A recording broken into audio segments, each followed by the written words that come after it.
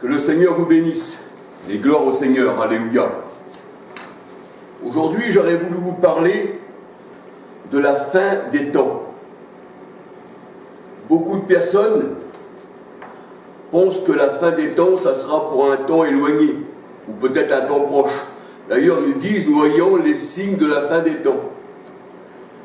Mais quand le Seigneur Jésus-Christ est venu, quand il a parlé à ses disciples, eh bien, dans Matthieu 24, quand on lit Matthieu 24 tout entier, il explique à ses disciples, en 100 ans, il y a 2000 ans, eh bien, il explique à ses disciples qu'ils vont souffrir et qu'ils auront de grandes détresses et que Jérusalem et que le temple sera détruit. Mais il y a de ça 2000 ans. Et le Seigneur parlait à ses apôtres en son temps. Voyez-vous? Alors c'est vrai que si on se met à la place eh bien, des apôtres, si on prend leur temps pour le nôtre, eh bien, il est évident qu'on va nous-mêmes eh bien, attendre eh bien, ces événements. Et on va se dire, eh bien, ça va arriver.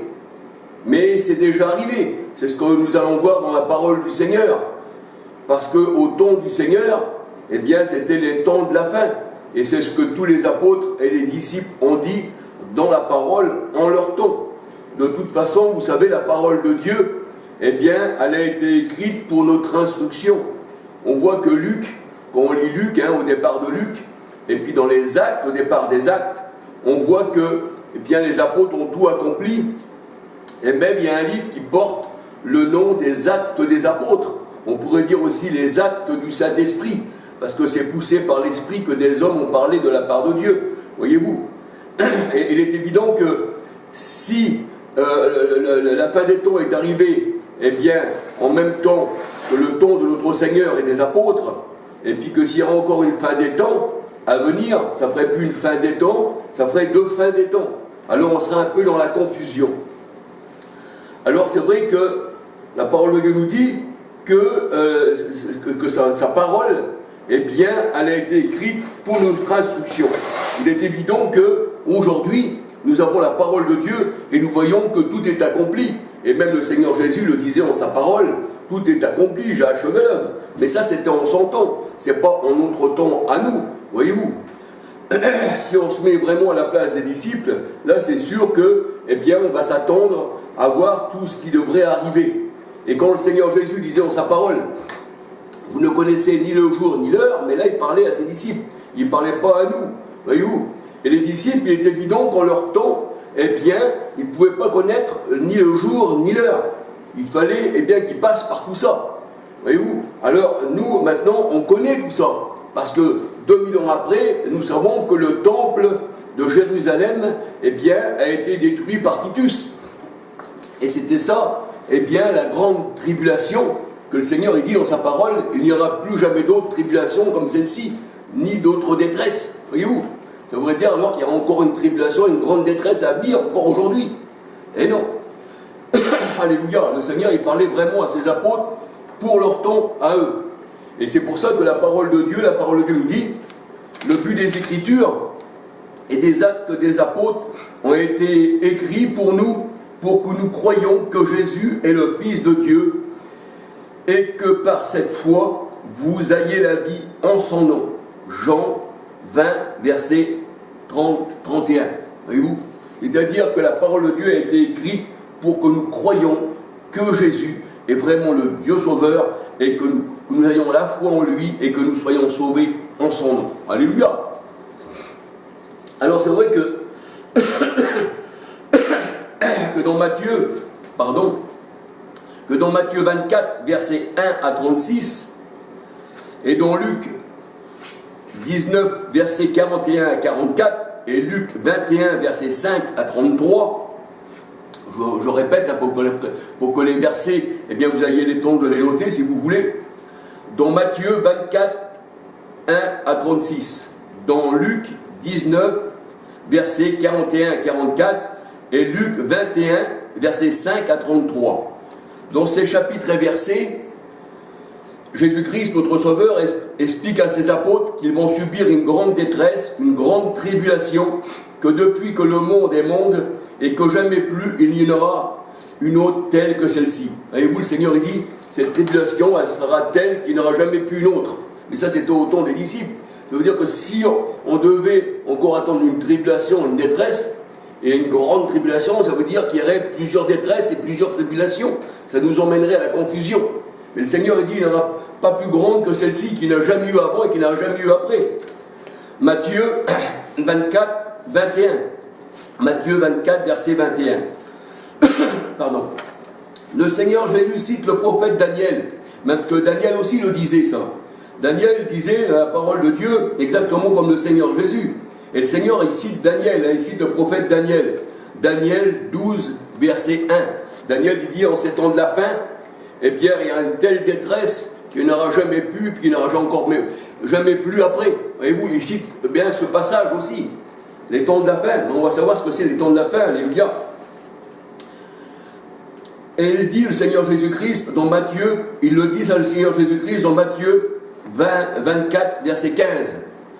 24, le Seigneur Jésus dit dans Matthieu 24, verset 15, voilà, pardon, est-ce que des fois, voilà, c'est un peu... Et Jésus dit dans Matthieu 24, verset 15, c'est pourquoi lorsque vous verrez l'abomination de la désolation, vous voyez ici, il dit l'abomination de la désolation, ça c'était vraiment, mais ça il ne dit pas à nous aujourd'hui, il dit ça aux apôtres de leur temps, il dit quand vous verrez l'abomination de la désolation, Matthieu 24, verset 15, dont a parlé le prophète Daniel. Alors Daniel 11, verset 27 à 37, Daniel 11, verset 27 à 37, cet homme s'éleva contre tout ce qu'on appelle Dieu. L'homme impie qui s'élève au-dessus de tout ce qu'on appelle Dieu et de tout ce que l'on adore. Il va même s'asseoir dans le temple de Dieu et se proclamer Dieu lui-même. 2 Thessaloniciens 3, verset 4. C'est exactement ce qu'a fait Titus quand il a détruit le temple de Jérusalem. Quand il a détruit le temple de Jérusalem, alléluia, le Seigneur, Daniel 11, verset 37, Daniel 11, verset 37, le peuple de Dieu, au temps de la fin, a été épuré, blanchi, éprouvé. Et vous, c'est là que les apôtres ont été blanchis, qu'ils ont lavé leur robe dans le sang de l'agneau, ils ont été blanchis, éprouvés, épurés. Daniel 12, verset 9, 10. Et c'est pour cela que le Seigneur Jésus-Christ, eh bien, il cite le prophète Daniel. Il dit que celui qui lit, eh bien, fasse attention dans Matthieu 24. Eh bien, Matthieu 24, 15, je crois qu'il faut lire ce qui se passe, qu'on voit la destruction du monde, que les disciples ils vont souffrir et tout. Eh bien, le Seigneur Jésus-Christ, c'est pour ça qu'il cite le prophète Daniel. Alors, il paraît que selon la tradition, Titus, en 70, serait entré avec son cheval dans le sanctuaire et a mis ses armoiries, c'est-à-dire les emblèmes de l'armée romaine, dans le temple et s'est proclamé Dieu lui-même. Parce que ça, c'était des hommes divinisés. Ils ne voulaient pas, eh bien, qu'il y ait d'autres dieux qu'eux, voyez-vous. C'était les maîtres de la terre, les maîtres de ce monde. C'est pour ça que le Seigneur les appelait les princes de ce monde. Mais le Seigneur, il les a vaincus. Alléluia. Pardon. Bien sûr, le Seigneur mettait en garde ses apôtres de ce qui leur arriverait. Et que ce temps, personne ne le savait. Ben oui, les disciples ne pouvaient pas connaître ce temps, puisque ça devait arriver. Voyez-vous. Mais nous, aujourd'hui, eh bien, il est vrai qu'on le connaît, ce temps, parce qu'il y a 2000 ans de ça.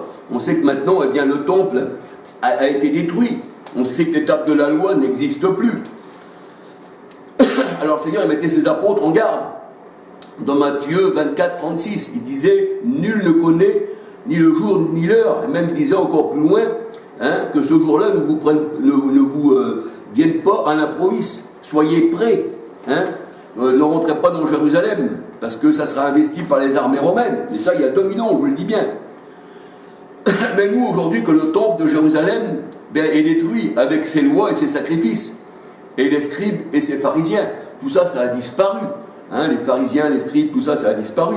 Parce que le Seigneur Jésus, maintenant, il n'est plus venu à la manière d'Aaron, la parole de Dieu nous dit, mais il est venu à la manière de Melchisédek, un nouveau sacrifice, un nouveau sacrificateur. Je crois que c'est écrit, je ne m'en souviens plus très bien, je crois que c'est écrit dans Hébreux 7, et Hébreux 7, oui, Hébreux 7, 3, tout ça. Et si on lit même au départ de Hébreux 7 et qu'on lit tout Hébreux 7, eh bien, on voit que le Seigneur Jésus-Christ, eh bien, il est venu, eh bien, à la manière de Melchisédek. Donc, personne n'avait parlé, eh bien, de cela. Et comme le Seigneur Jésus, maintenant, il sort de la tribu de Juda, il ne fait pas partie de la tribu des Lévites, et avant, c'était les Lévites qui servaient l'Éternel. Alléluia.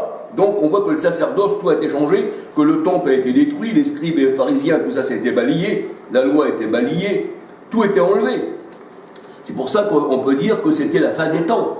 La fin des temps du monde aussi, hein. On va voir plus loin, on va même savoir la parole de Dieu.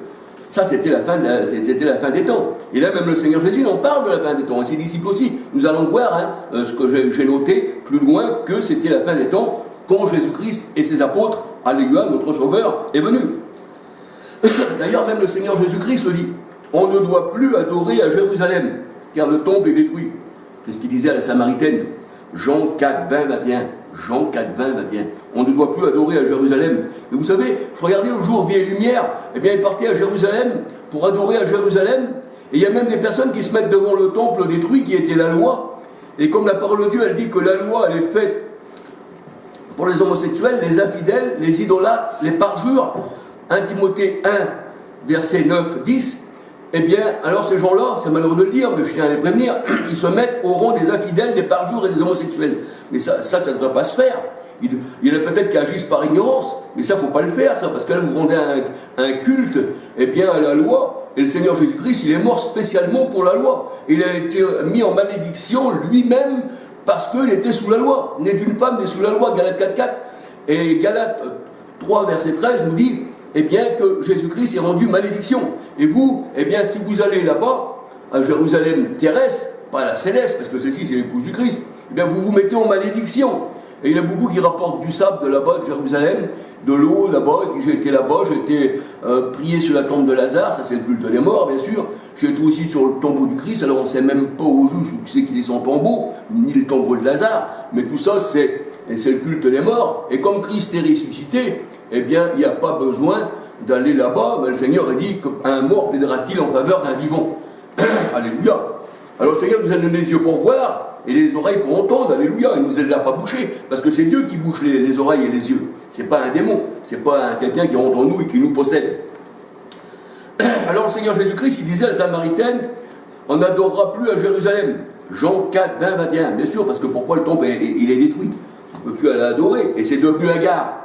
C'est Galates 4, 21 à 31. Qu'est-ce qu'on va aller adorer chez Agar? Qu'est-ce qu'on va aller adorer en Arabie? Parce que maintenant, c'est vrai que le Seigneur il dit à Agar, c'est devenu l'Arabie. Et c'est vrai que la mosquée d'Omar, eh bien, elle se trouve à la place du temple. Alors, voilà, alléluia. Galates 4, 21 à 31 et Apocalypse 11, verset 8. Même le Seigneur, il appelle Sodome et Gomorrhe, là où notre Seigneur Jésus-Christ a été crucifié. Apocalypse 11, verset 8. Alors aujourd'hui, c'est vrai, il y a la nouvelle Jérusalem, la céleste, celle qui descend du ciel, l'épouse du Christ. Apocalypse 21, versets 1, 2, 9, 10. Mais dans celle-ci, il n'y a pas beaucoup qui veulent entrer, parce que c'est une petite porte. Mais là, la Jérusalem, là, que le Seigneur a détruit, que Titus a détruit par la volonté de Dieu, parce que tout vient de la volonté de Dieu. J'ai oublié de noter, mais j'aurais dû noter, que tout vient de la volonté de Dieu. Même Titus, il l'a fait aussi, c'est écrit aussi dans Daniel et tout, que c'était aussi la volonté de Dieu, même dans Ézéchiel. Eh bien, on voit que là, dans cette Jérusalem-là, la céleste, il n'y en a pas beaucoup qui la trouvent et qui veulent rentrer par ici, alléluia, parce que c'est une petite porte. Mais on voit que la Jérusalem-là, c'est la Jérusalem des nations, parce qu'il l'appelle la 3 fois sainte. 3 fois sainte parce qu'il y a protestants, parce qu'il y a catholiques, parce qu'il y a musulmans. Mais en vérité, il n'y a que le seul le Seigneur Sauveur qui est 3 fois saint, parce qu'il est Saint-Esprit, parce que Dieu est saint, il est esprit, parce qu'il est Père, parce qu'il est Fils. Parce qu'il n'y a qu'un seul esprit, nous avons tous été baptisés par un seul esprit, pour un seul esprit, par un seul esprit, alléluia. 1 Corinthiens 12, 13. Alors c'est vrai que les vrais adorateurs aujourd'hui n'ont plus besoin d'un temple pour adorer le Seigneur, car il est en nous, 1 Jean 4, 13. Et c'est nous, notre corps, qui est le temple du Seigneur. 1 Corinthiens 6, 13 à 19. Alors c'est pour ça que je ne vois pas pourquoi que le Seigneur, eh bien, rebâtirait un temple qu'il a détruit et qu'il est mort pour ça. Voyez-vous? Bien sûr, il est ressuscité, il n'est pas resté dans la tombe, sinon notre foi serait vaine. Alors c'est vrai que la parole de Dieu nous dit, nous sommes une habitation de Dieu en esprit. Nous sommes des pierres vivantes et Christ est la pierre principale. qui tout l'édifice par le ciment de l'esprit eh bien, est scellé. Éphésiens 2, versets 20, 21, 22. Et nous sommes fondés sur le fondement des vrais apôtres. Nous sommes fondés dessus, voyez-vous. Il n'y a pas besoin de quelqu'un qui nous refonde sur quelque chose, même qui nous refonde sur Rome, ou qui nous refonde sur le protestantisme, le catholicisme, les témoins de Jéhovah, il n'y a pas besoin de ça. On est fondé déjà sur le fondement des apôtres, dont Jésus est la pierre principale qui tient tout l'édifice, et nous sommes des pierres vivantes, alléluia. Et Jésus, il est la pierre principale. Et c'est dans nos cœurs que nous adorons le Seigneur. Alléluia. Parce que dans nos cœurs, il y a l'Esprit du Christ. C'est ce que la parole de Dieu nous dit. Dieu a envoyé l'Esprit de son Fils dans nos cœurs. Alléluia. Et c'est dans nos cœurs que Jésus règne. Il n'a pas un règne terrestre. Mais non, parce qu'il disait, mon royaume n'est pas de ce monde. Il ne va pas venir régner ici qu'il a vaincu le monde. Ça serait même de la folie. Alors ça veut dire qu'il contribue, on va dire, ça s'appelle les collabos pendant la guerre. Ceux qui venaient avec les ennemis et qui leur serraient la main. Mais non, le Seigneur dit, mon royaume n'est pas de ce monde. Et il disait à ses disciples, vous aussi, vous n'êtes pas de ce monde. Mais le royaume de Dieu, ce n'est pas un royaume terrestre, c'est un royaume céleste. Alléluia. Et nous allons voir plus loin, eh bien, qu'il règne dans nos cœurs et que son royaume, eh bien, il est dans nos cœurs. Alléluia. Pour faire qu'il reviendrait sur une terre régner parmi les ennemis. Mais non. Le Seigneur, quand il est venu, il a fait une séparation dans Jean 11, 52. Et c'était encore en 100 ans. C'est pour ça qu'il disait, faites de toutes les nations des disciples. Et c'est pour ça aussi que Jean-Baptiste disait, pardon, déjà la racine, la hache, elle est mise à la racine des arbres. Tout arbre qui ne porte pas de bons fruits sera coupé et jeté au feu.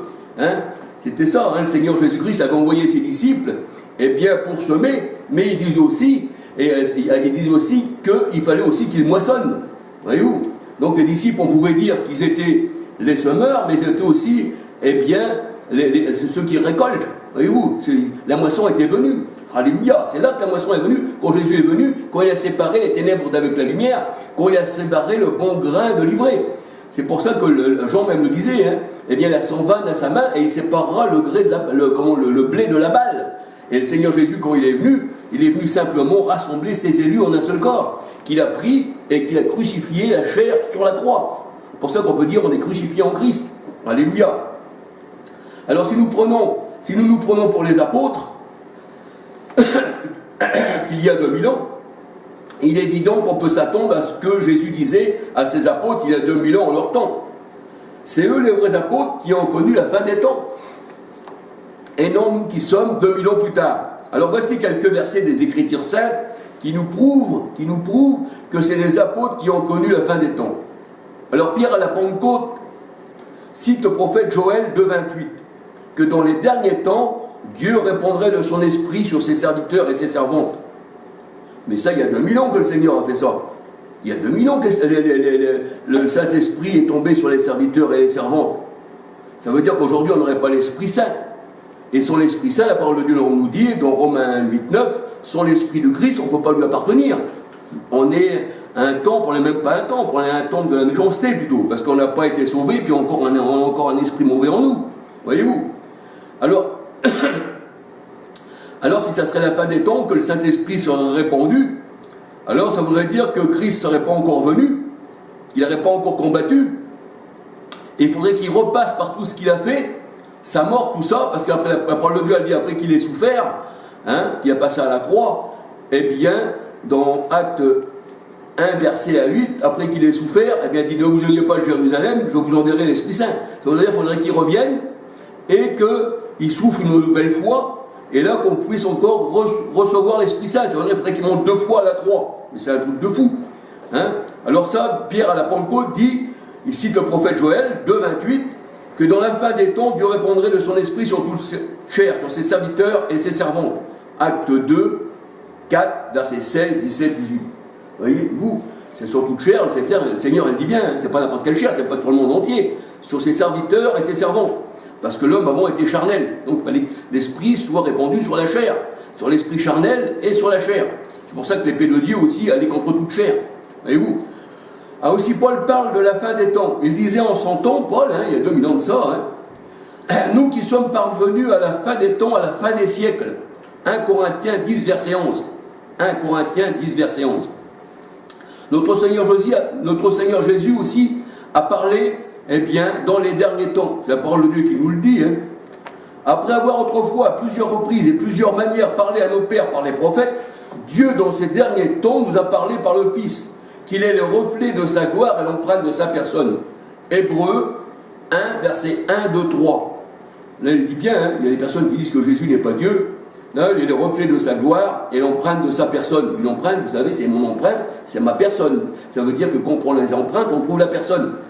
Pour la police judiciaire, c'est ça. Et bien là, c'est pareil, alléluia. Mais là, c'est pas le sujet, mais c'est pour rappeler que Jésus est Dieu et qu'il est le Fils de Dieu, alléluia. Alors, dans 1 Pierre 1, verset 19-20, 1 Pierre 1, verset 19-20, nous dit que Jésus a été prédestiné avant la fondation du monde et qu'il fut manifesté à la fin des temps. Ben, c'est à la fin des temps, au temps des disciples, que Jésus a été manifesté. Il n'a pas été manifesté là, on ne l'a pas vu venir, on ne l'a pas vu aller en croix, nous. On ne l'a pas vu souffrir. Mais la parole de Dieu, elle dit que les véritables témoins du Christ, eh bien, ont touché Jésus, ils ont bu avec lui, ils ont mangé avec lui, ils ont souffert avec lui, et ils témoignent de tout cela. C'est ce que dit Luc, qui a fait des recherches exactes, quand on lit Luc 1, il a fait des recherches exactes de ce qui s'est passé, et après les avoir mis à écrit, il dit ceux qui ont été les témoins oculaires. Et il écrit dans Actes, le livre des Actes a été aussi écrit par Luc, qui, au départ des Actes, vous allez voir qu'il a écrit pour Théophile, excellent Théophile. J'ai fait des recherches exactes de tout ce qui s'est passé. Mais alors, si ça ne s'est pas passé, que c'est la fin des temps va revenir, et puis que Jésus est venu à la fin des temps, il faudrait qu'il refasse tout ce qu'il a fait, mais voyez-vous, mais c'est un truc de fou. Eh oui, c'est pas pourquoi? Parce que vous prenez la parole de Dieu des apôtres pour vous. Mais ça ne peut pas aller, c'est pas vous les apôtres. Mais vous n'avez pas compris. Il faut comprendre. Aujourd'hui, le Seigneur a dit qu'il a tout accompli. Matthieu 24, 44. Il dit même les nations ont accompli tout ce qui se disait chaque sabbat, c'est-à-dire la loi.